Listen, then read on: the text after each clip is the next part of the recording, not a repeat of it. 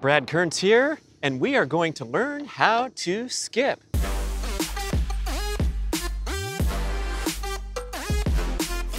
Can you believe I just said that? Everybody knows how to skip. But skipping and precise skipping drills are believed to be the preeminent running technique drill that you can find in the world. If you watched a little bit of Olympic action on television, you would see with every outtake, the sprinters in the Olympics warming up, doing an assortment of skipping drills. These are going to be some basic drills for novice level sprinter runner, and we're going to have some other videos you can watch where they get a little more sophisticated. But learning how to skip is really important because what it does is it isolates certain phases of the running stride so that you can execute them correctly.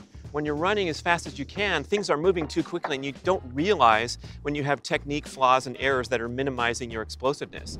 So the skip will isolate those phases, exaggerate certain phases of the running stride, and teach your central nervous system to fire the muscles in the most explosive and precise and smooth manner. So what we do is we learn these drills, we focus very much on executing correct technique, and then you do them prior to any sprint workout, and they also serve as a great workout by themselves because they're pretty tough, even the basic ones. You ready to learn some? All right, remember skipping along the playground in the old days, right? So it's kind of jumping up in the air and landing on the same foot. So as a running drill, I want to work on getting those knees high. That's one of the key checkpoints for correct running technique.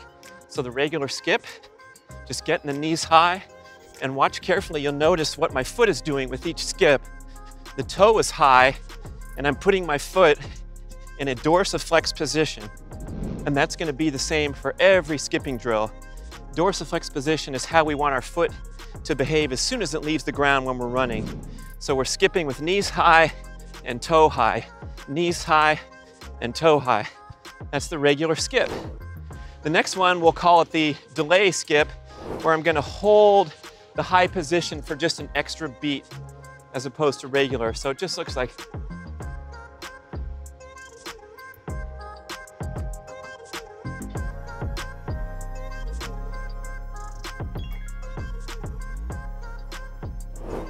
okay, maybe you can guess what's next.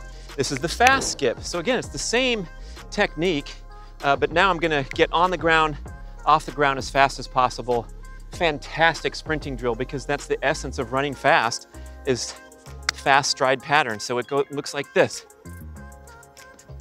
I still want that high toe, people.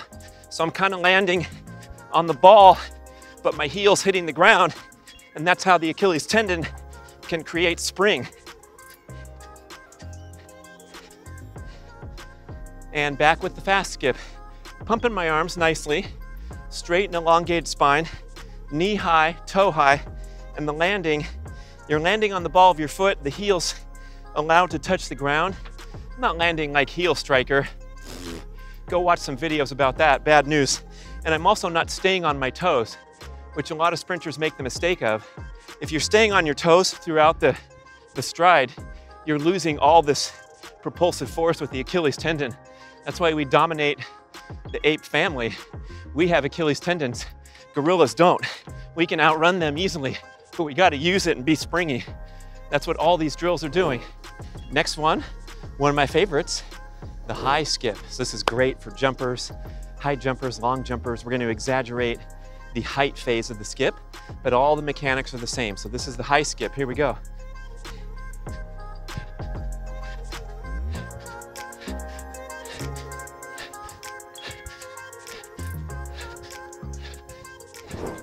This will be called the long skip. So now we're going to exaggerate the length. We exaggerated the height. Now let's get some distance, see if the cameraman can keep up with us.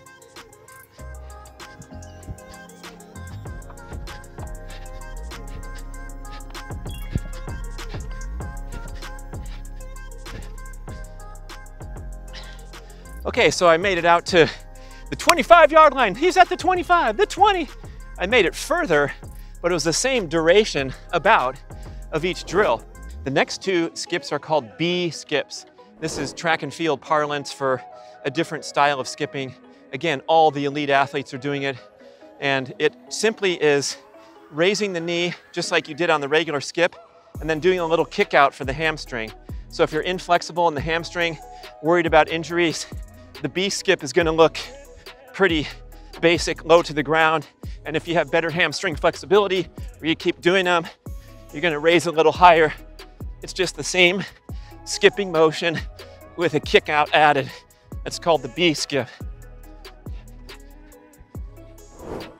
Okay, last one. In the basic set, I call this the long B skip. And notice with all of them, you can lengthen them, you can shorten them, you can go high, you can go fast. So the long B skip is just kicking out as before and trying to get a little distance. So it looks like this.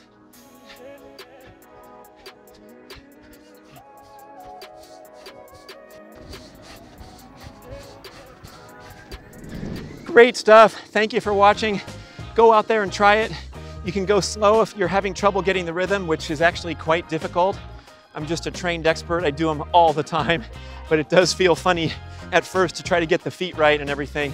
So just do some nice little skippings. And if you can master that basic skip, you are off and running. Thanks for watching. Watch more at the Mark's Daily Apple channel.